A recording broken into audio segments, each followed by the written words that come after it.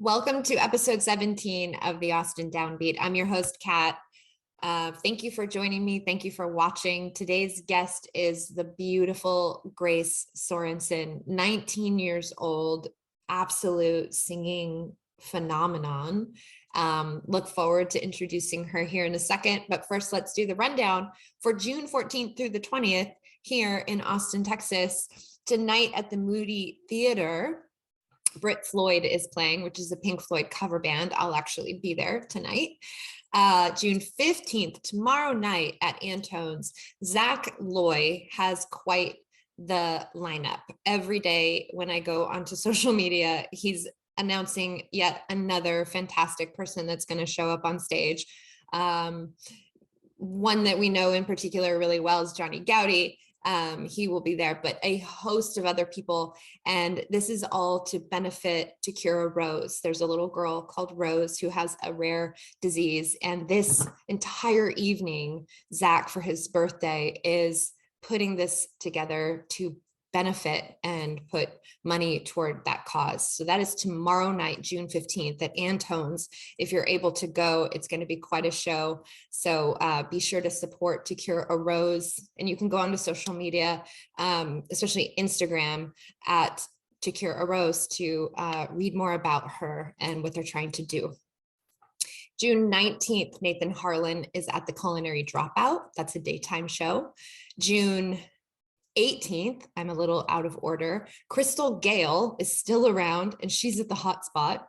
And then lastly, June 20th is a Monday. And last week I told you to put it on your calendars. Monday nights, I was just there last night at El Mercado South, backstage. Such a cool venue, by the way. So shout out to them for doing what they do. But it's a supper club, and basically it's $10 to get in. Show starts at 7, goes till 9, and all night long you have Pat Byrne, Ben Jones, Barbara Nesbitt, and then they bring up their friends. And last night, Eric Betancourt came up, Guy Forsyth came up. A really talented guy called Colin. I can't remember your last name. I'm sorry, but you were really good. So much fun, like really, truly Austin at its best. So I highly recommend that you block out at least 1 or 2 or 3 Mondays coming up every Monday at El Mercado on South First, called the Supper Club, and support these guys. They're absolutely fantastic. And you get not only music, but you get a lot of good entertainment in between songs because they're all really funny. So that is the rundown for this coming week. Let's dive into Grace Sorensen. Like I said, 19 years old and just an absolute phenom. Was introduced to her at an event that I hosted, and I just knew that I had to talk to her and kind of learn more about her and how she came to do what she does. And there's a lot of good stuff in there. I think the best thing to do is just to let you enjoy it because there's so much in there. But she's wonderful. I'm so glad that she came on. I'm cheering for her from the front row forever. And I cannot wait to see the things that she does as her career blossoms and life and just time passes and she makes choices that are in line with who she is, because that's what she does. So without further ado, please enjoy my guest, Grace Sorensen, and I will post everywhere that you can follow her because you're going to want to. All right, enjoy. Welcome to the show, Grace Sorensen. Thank you so much. I'm so happy to see you again. You are like Likewise. This being that just kind of came into my life. So like someone just brought you up to me and was like, this is Grace Sorensen and she needs to be on your show. And you were like, it was almost like you didn't even walk. You just sort of floated up into my presence. Oh my gosh. You're so chill. And then I listened to your music and I've been nonstop listening to your music. And I'm like, you just make it sound so effortless. I have so much to say to you and so much to talk about. And so like, I don't want to come off as like, just like blowing sunshine, but like you remind me in the effortlessness of Sade. Thank you so much. I've Which, recently been getting that. really? Mm-hmm. Yeah. Only recently though. I've never gotten that before until like probably the last couple months. Interesting. I just, in the, you know how Sade, like I grew up, I'm an 80s baby. So, Yeah. well, 70s baby, but 80s where it matters. Yeah. And like, just so Sade is like, man, you put her on and it's just like I go back to just childhood and what was on in the Yeah. background and just that effortlessness that you have. So I want to talk to you about that. But anyway, I'm so happy to have you on and just I'm find out super what's going excited. on with you. It's really an honor to be on here, especially like knowing that this is another woman interviewer with your own podcast. Like this is awesome. So thank you for that. Yes, yes. I love the female component to this business. And I've even had, obviously I interview lots of men too, but I've had men talk about, well, Vic Vase was actually the last one that really spoke about the power that women bring to this business and this, to music. And that we women don't really have the same box that we're in that sort of men do, especially in like the hip hop R&B kind of rap world. We get to sort of do That's very true. more. Yeah. Very true. Yeah. Is that your experience? I think so. Yeah, that's kind of how I have seen it because I know a lot of guys kind of think that they need to be in a as a rapper or be talking about a certain type of thing. Mm-hmm. So I definitely see how like some guys kind of think that there's only one way to be, but there's really not. So Well, it's interesting because I don't know if you've listened, Kendrick Lamar just dropped a new album. it was amazing. I know. I'm listened to it a few times and I need a few more times. And I It think is. it kind of touches on that though, right? The Mhm. the courage for him to kind of I feel like I need to listen to it a few more times, but from what I've heard so far, he's really kind of breaking a mold with the vulnerability and really Mhm. speaking. I mean, I think he's always spoken truth, but for men in particular, I feel like it's very courageous of him to have that level of vulnerability. Do you Absolutely. think that that's going to be a game changer for men specifically in that genre? I Or hope so. I really hope so. I feel like Kendrick has been the blueprint for a lot of musical trends. Not necessarily trends, but like landmarks on like musical history. Like I feel like in the future of the history books, like you'll see a lot about the way that like Kendrick and these big artists like Kanye like kind of switched Mhm, the perspective for men in music. And mhm. I feel like that vulnerability, even on like Auntie Diaries, that song is super cool and it touches on something that I've never heard Right. a male artist touch on. And it was amazing. Like it really, I Yeah. feel like stuff like that is going to be super groundbreaking. And it's very like honorable to see a man that's been in the industry for so long be taking that risk. Mhm. Um, so it's super cool. I definitely feel like that could cause a chain reaction for a bunch of younger male artists as well. Yeah. I feel like we And need to. women. Yeah, yeah. And for women, definitely. I think we need to state for the record for the men out there, like vulnerability is so freaking sexy. Cool. Yes. It's cool. It's so cool, you guys. I know Yeah. it's probably maybe harder for men just because of the social construct that's in Yeah. place. But yeah, I mean, I just want to say it to everybody. Like, it's so sexy when a guy shows you Yes. his heart and shows you that he feels the same thing as you. Because isn't that, as women, isn't that kind of, I was just talking to some girlfriends that I work out with a Yeah. couple times a week. And I was like, one of the most helpful things is like when a guy that I've partnered with in the past has been like, are you in, when I'm having like a thing, like something happened during the day and I'm just like, what? Yeah. And I've had someone say, are you in fix it mode or feel it mode? Oh, I heard about that. Yeah, yeah. I mean, it's kind of a game changer. So that's another sort of like beautiful revelation bomb for those men out there listening. Like, this is what you could do for your gal. Are you in Mhm. fix it mode or feel it mode? But when you're in feel it mode, you want your guy to also, like, you want to share in that. And sometimes guys can't do that, right? Like that's hard for them. So I think that kind of feeds into what we're talking about. It's really, really attractive. And I don't just mean in a sexual way. It's very attracting. It helps us move toward, right? Absolutely. When a man shares. Yeah. So, okay, cool. Well, there you go. There's that. Cool.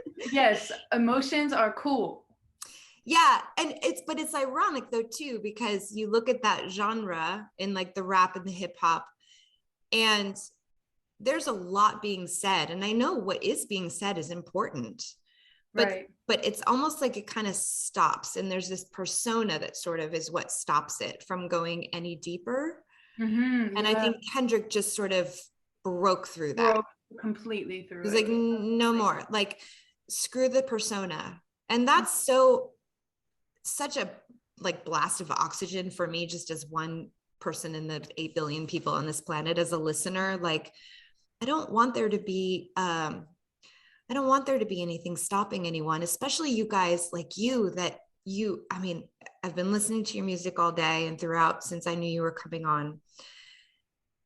And what you do is you take something that's happened to you and you completely pull us down underwater with you, and you swim through, and you just so beautifully paint every second of what you were feeling and experiencing. And we're just swimming along with you, especially with you, because your voice is so, I just think of like underwater when I listen to you. Oh, thank you. Like I'm a mermaid. Like, you know what I mean? Like everything is graceful. I love that your name is Grace.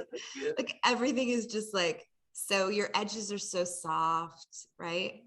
But yeah, so like I even forget what I was just saying, because I was so like, I just got so lost in the music that I was breaking through like personas. And I think that's Yeah. honestly what I mean when I say like someone that's so seasoned in the industry like Kendrick is. I feel like he has this persona that has been kind of created around him, just from like what his fans expect from him.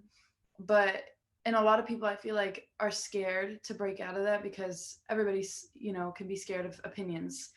And that's honestly something that really inspired me, because I feel like it's really easy to try and give yourself what's it called, like your own adjectives and things that you feel like you need to always keep up, and it's scary to try something new in public. So I feel like him doing that is really, really powerful to a lot of artists in every medium. So I'm really excited to see like the chain reaction about his movement.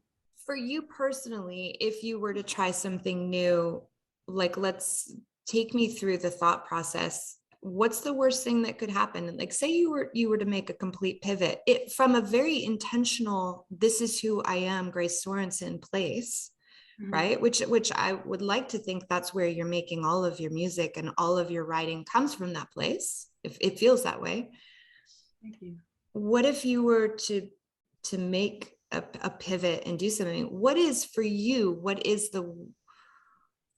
do you care about that? I mean, I know because there's a business attached to all of this. So that's what kind of makes it so yucky in a way, like, because that business piece, and we have to kind of care about that. So is the worst, like, if we think about what's the worst thing that could happen, is it on that business side, or is it on the art side? The business side, I feel like, is, you know, where you're getting your monetization and things. The money is not really the focus. Clear. I feel like a lot of like genuine artists feel the same way, but a part of me is human, and a part of me is a teenager, and which is insane. I can't believe that. Well, I'm almost out. I have like 10 months or something, but you know, part of me is a teenager, and I feel like the worst thing that could happen is like people, especially with social media and like TikTok is like the worst thing in the world. And I feel like, of course, my worst fear would be people just like tearing you down. But at the same point, in the same way, I'm not really at that level where I feel like a lot of people would be upset if I changed directions. But at the place I'm at right now in life, I feel like my music journey is going to be pretty gradual in transitioning. like the new stuff I'm working on is a pretty gradual shift from where I started. So it's nothing too like wild. Mm-hmm. But of course there's things that I would love to try eventually that would be a little bit out of my comfort zone, but Like not what? really. It's out of like, well, I would love to be like, I would love to just have like a Rihanna pop star moment, or Mm-hmm. like a Latin moment, and bring that in. Yeah. But a part of me is just kind of like, I don't know. There's always, your the bad part of your brain telling you like, but what if? So yeah. Mm-hmm. Yeah. I feel that I vote that you should, if it's coming, I'm a big fan of the truth. It's such a Yeah. wonderful place to stand in, right? And so when you're Yep. standing in the truth of who you are, even because you're 19 right now, right? Yes, ma'am. Oh God, don't call me ma'am. Sorry, it's my No, mom. I grew no, up no. I with the love, yes, love, ma'am, love. no, sir. I love the manners. It's so funny, but I'm from the East Coast and then California, and I'm like, I skipped the whole center. And when I moved to It's the Austin, I was like, southern. this is insane. Like, I'm getting no, I love it. It's so sweet, but don't call me ma'am. I'm sorry. It's just the southern charm. No, I love it. I love it. Yeah. But what was I saying? I keep losing my train of thought with you because I'm just so like, oh, but the truth. I was talking about the truth. And, I think maybe as you get older, you'll feel more rooted and grounded in that truth. And Yeah. then that's probably what I think your age is probably a piece of it. And it's just innate, right? I mean, when you're young, you're young. You are surrounded by, I'm sure you have older people in your life. And, Yeah. I saw you at the Lush Life event. That's where you and I met. And so you're allowed to sort of be surrounded by these, people that are older than you. You're not stuck in high school, Thank God. and so you get to see that, but you also have to arrive at those things on your own organically. And I think as long as you stay in who you are, and you make creative decisions out of that place, you can do whatever you want. That's what's so cool, Yeah. just like you can write about whatever you want. You can put whatever you want into a song. Right. And I definitely appreciate that aspect of being an artist, because in a lot of other ways, like I grew up dancing and Mhm. doing all types of styles, hip hop, jazz, ballet. I was a pretty intense ballerina for a while. And while I was doing that, there wasn't a lot of freedom, clearly, because, you're even learning, choreography that was made in like the 1800s that's just been repeated over and over again. And while it's beautiful, and I have such a deep appreciation for ballet and the arts, a part of me was kind of like, there's not a lot of freedom here, and I would love to just be able to grow and evolve as I get older, because I don't feel like the person that I am right now is gonna be exactly who I am in 10 years. So I Yeah. love that freedom and that almost that grace period that you have in art, where Mm. you're allowed to learn from older people and have your mentors that guide you in the right direction. And that's honestly why I really like having friends that are older than me. And when we're around each other, it's not like, oh, you're younger than me, or like, oh, you're older than me, and it's weird. It's not weird, because um friendships can be made with anybody, and as long as there's that connection of like, I really care about you and you really care about me, it doesn't really matter. Mhm. In those relationships, a lot of my friends are also artists and also extremely talented, so we just get to share this like Mhm. super raw love for what we do and collab and Mhm. support each other and go to each other's shows together, and it's just super super cool, and I'm so grateful that I have them in my life. Yeah. Just from the little bit that I kind of how I met you, I felt like you were Mhm. really surrounded by people that love and respect you and treat you right. And so it's Mm. nice to hear that that's what it is. Mhm. You have Um, to find those people. You yes, have to you find do. them. But I also think that if I think that you're also really attracting that grace because just the way that you are, Oh. you really, really have a way about you. I mean, I don't. I don't follow through with everybody that gets introduced to me to come on my show. You know what I mean? Like you had this, I know that. I know that you a had lot this of people are way, like that. and I was just like, oh yeah, I'm gonna follow up with her. Like we're gonna do this. You know, just because I could feel your presence. You know, we can do that as human beings. We can feel that, Yeah. especially as women. Our Hmm. intuition and our guts are very, very powerful. So, Absolutely. Beautiful. Thank you. so you were a dancer, and then what was the moment for you where you sort of were like, okay, switch from dancing, and then really the conversation in your head of going like, I can really sing. I'm good at that. Yeah, this is like a story that I still am not very good at telling. But I grew up because my mom is an entrepreneur herself, and she started her own dance studio. Oh, And that was about 25 years ago. And she started with like 3 students. And then as she grew her business, and now she just hit 300 kids in her studio. do you want to Um, plug her business? Let's yes, push it yes. and plug it for It mama. Yes, she is the Dance Academy out in Leander.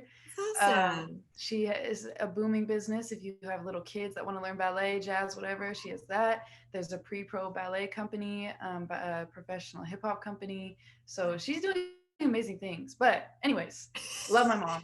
Back to Incredible. you. If you want to learn some dance, go there. But yeah, so I grew up around that, and it was just natural that I started taking classes at her studio. And originally I hated it. I did not want to go to dance. I did not want to be on the teams. And she forced me to.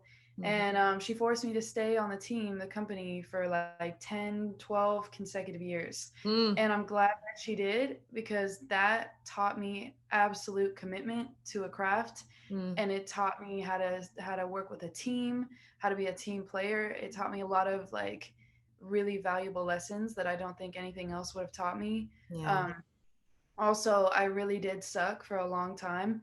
And she would not, I had to work like 12 times harder than the other kids because Mm, I was bad and because I was her daughter and she didn't want to seem like she was favoring me. yeah.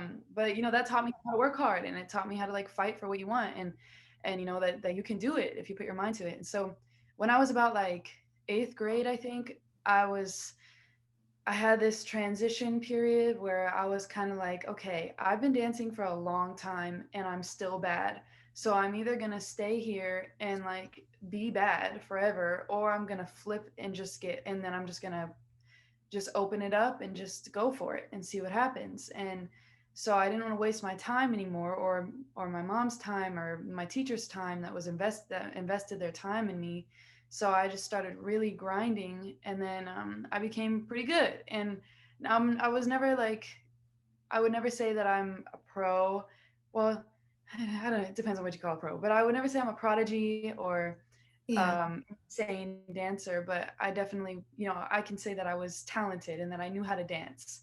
But at that period, there was still this like, I feel like I'm not completely communicating the way I'm supposed to Oh, in my wow. life.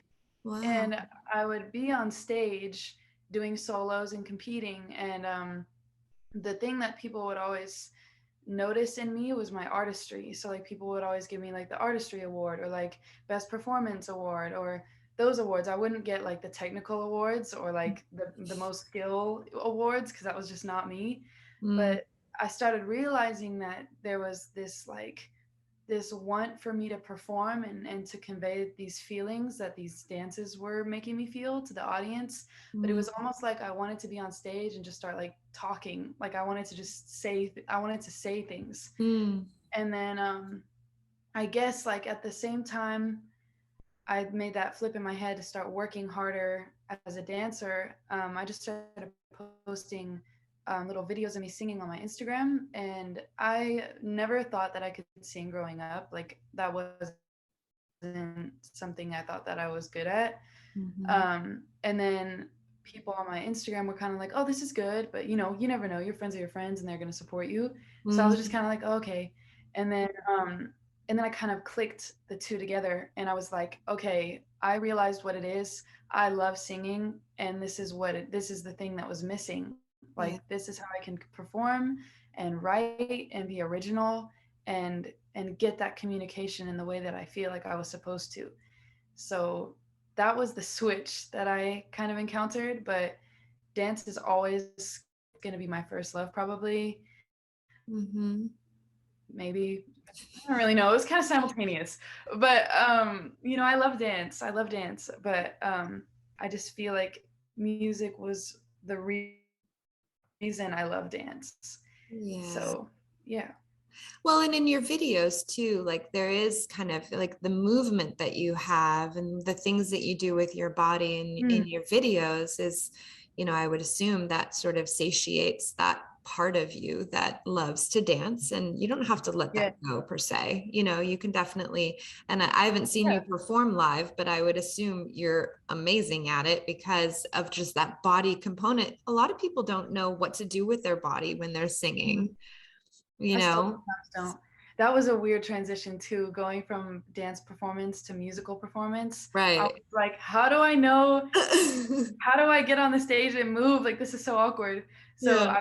I've had to like train myself how to flip into the other one. But yeah, yeah. Yeah, I would think it would almost be like how sometimes I've seen like those music competition shows like The Voice or whatever, and they'll take Uh-huh. someone like there will be a contestant that is classically trained, Uh-huh. right? And then they Yeah. go on The Voice and they're just supposed to like throw it away and just sing and emote and feel it. And it's always really hard for the classically trained vocalists To do to that. relax, really, Yeah. right? So I would think maybe it's similar to that, where you have to actually Yeah. remind your body that like this isn't, you kind of throw away the classical and the trained component, and you really just need to be up there raw and feeling it and like, Absolutely. oh, yeah, That's it. That's honestly it. Yeah. yeah. Is that hard for you? Not necessarily. Also because when I was dancing, the technical stuff I hated. Like, I hate the technical You're stuff. like, fuck this. I literally was like that. I would be in the class and I was like, guys, like, I cannot do more tendus. Like, I hate this. And I would just live for the hip hop classes or the contemporary classes where it was just about like the energy that you create in the room and just letting your body speak for you. And that was what I loved. So it's not super hard, but there is like when I first started singing live, where I was just kind of like, I can't hit a leg. So, like, what do I do? Do I just Yeah. move around? Like, I don't know. So, I've been slowly figuring it out, but That's yeah. funny. I mean, please tell me you have seen the movie Flashdance. No. Okay, I have some homework for you Okay. because I feel like you're going to, I feel like it's really parallel to what you're talking about. Mhm. First of all, Jennifer Beal is hot as hot goes.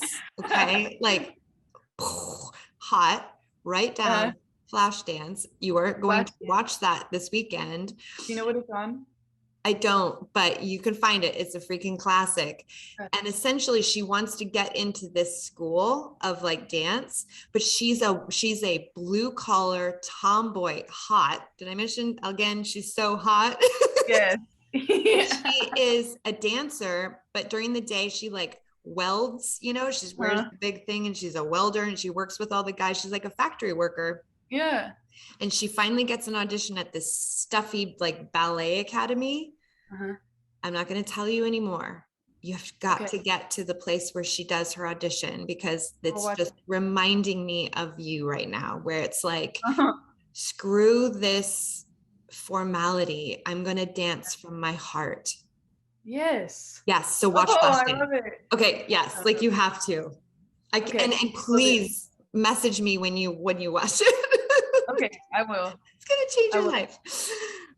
Might not change your life, but I think it will make you feel very seen. And you're not the only Probably. one that's, clearly. And this movie was made in like the 80s. So, forgive the Even better. probably bad production. Okay. We have a little bit more time, but I want to talk about your new EP, What I Yeah. Never Told You. And I was listening to the music that you released before it. Mhm. And then I'm just kind of curious, are you saying anything kind of different in this bunch of songs? Or, I mean, because the title is sort of like What I Never Told You. Is there a separation between kind of this batch of songs and the things that you've put out before? Or is there what is there growth in between those kind of sections? Or tell me a little bit about your journey, just writing wise, and what you put into these songs, sort of the songs before and now the songs that are in this new EP. Mm. Well, I started the first song I released. It was a day before I turned 17, Mm, and so that "Tell Me" song yeah. was like really not it. It was it's kind of fun. Like I listen to it sometimes, and I will just like laugh because it's just like I don't even know who I wrote that about. Like what's going on, but that tune was like that was recorded in Atlanta through a company that I had discovered, and then they wanted to help me work on some stuff. Mhm. And so that one was a beat. Like I literally was just given a beat and I wrote over it, Oh, which wow. is not really my favorite thing to do. So I kind of felt like there wasn't much custom. Right. There was It wasn't very custom. Hmm. So it was a pretty generic song, tell me what you want. Like, okay, we've heard that before. And then I really wanted to try and find like a new perspective. So I wrote Velvet Noise and then recorded it here in Austin, um, Yeah. with That Matt. one has some Yes. jazzy, but yeah, I really like that one. I found myself coming back to that one a few times. Thank Yeah. you. That one I actually really appreciate. And that one is not necessarily super like my generation R&B, but it feels good and it feels really nice, and I think Yeah. that translated from the studio session we had, because that was probably one of my favorite sessions ever. We just had all the musicians there at once and Yeah. recorded all the vocals, all the songs, tracked everything in one day. Wow. Um, so that was super fun and everybody was in a great mood and it was really beautiful to like listen to it come together. So I had a great time recording that one. But that one was about like missing someone that you loved. And then the next tune after that, Solar System, was kind of again the idea of like mixed signals. Like, do you really care about me because you care about me, or is it just part of the way that you maneuver? um Yeah, I wrote down in my notes, it's like the sexiest way for asking for what you want. yeah. It's like Yes. it's a woman asking for what she wants, like in the smoothest and sexiest way ever. Yeah. That's I what mean, I wrote down. honestly, yes. Yeah. Yeah. Um, yeah, so that tune was cool as well. The Velvet Noise and Solar System were both recorded completely live. There's no digital I intervention, love that. live instruments. And then I was kind of like, okay, I've done that. I like it, but I want to see what happens if we go a little more digital and do the Hmm. whole writing together with the producer. So then for What I Never Told You, I started with a producer through Orb, and we started from the ground up on a lot of things. And I, through that EP, I found that I had a theme that has been pointed out to me about um, being pretty like um, analytical on the things that I've experienced, and that's what that EP is really about. That's why What I Never Told You. It's a very, very like in the past, Hmm. um, Reflective. reflective EP. Hmm. Um, and so those were all written about real events. Everything I write is almost completely literal. And that's just because it's a lot easier for me. That's the therapy part of it. Is Hmm. It's really my way of just calculating what Processing. happened and dealing with it and moving on.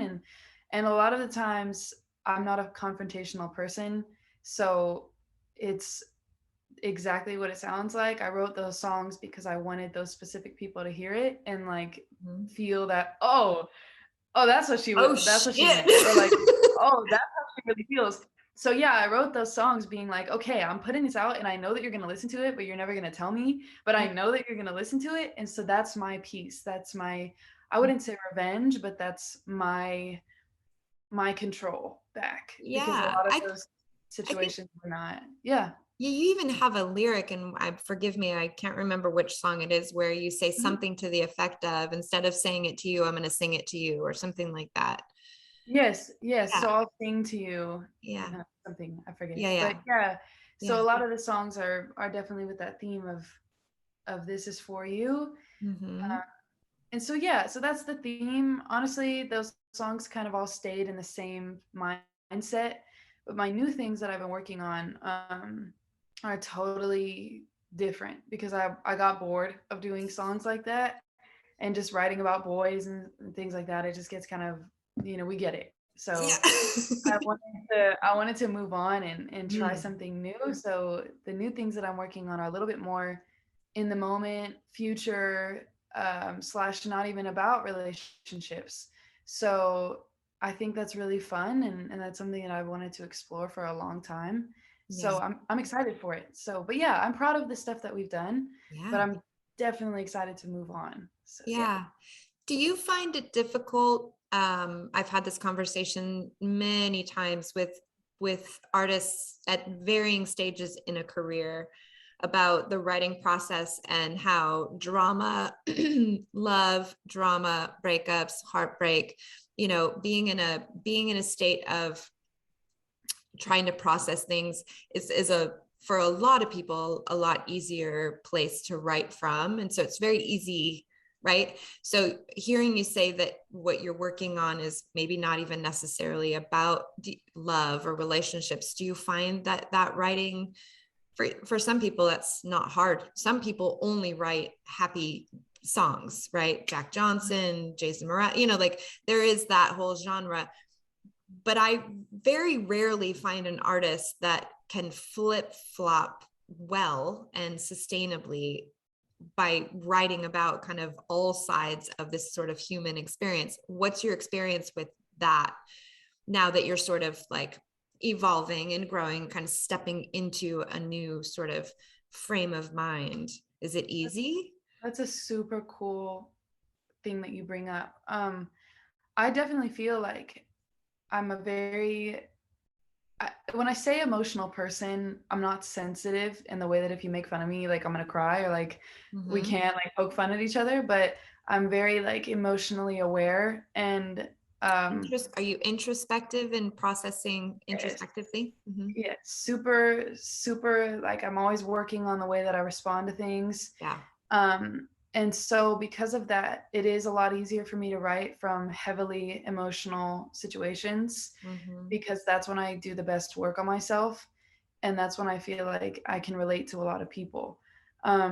Writing happy stuff is cool, but I've never been able to successfully do it without it sounding really cheesy. Yeah. So you can find other ways to write about things that aren't necessarily happy or sad, but just things that are experiences, or a different take on a relationship, like a friendship, or a relationship with your mom, or a relationship with your father. So those are some things that I haven't explored yet that are kind of being touched on in the next things that I'm working on. But I definitely feel like it's easier to write from an emotionally like charged place. But yeah, it's definitely hard to try and Yeah.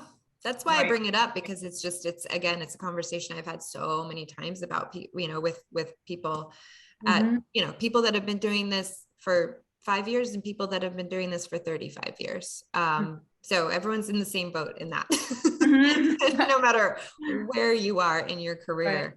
Um, So where can do you have anything kind of lined up performance wise? Because I really want to come see you, Yes. and I want other people to come see you. And I also want to know how best we can support you. Are you on Bandcamp? I know Bandcamp is an awesome platform. I always try to push that for people that have it, because they do really give back to the artists, I think, the most. But fill us in on where you're playing and then how best we can support you.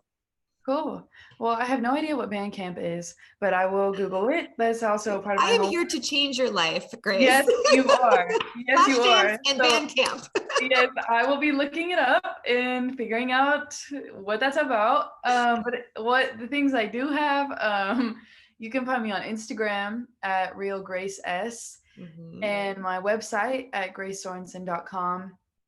Um, my Spotify, Apple Music title, whatever you listen on, is also Grace Sorensen. Mhm. And I have a show coming up. I think this interview might be out afterwards, after the Mhm. show. It's next Friday. Yes. But if you're watching this after the show has been done, I will have a video coming out of the Oh, yeah. BTS.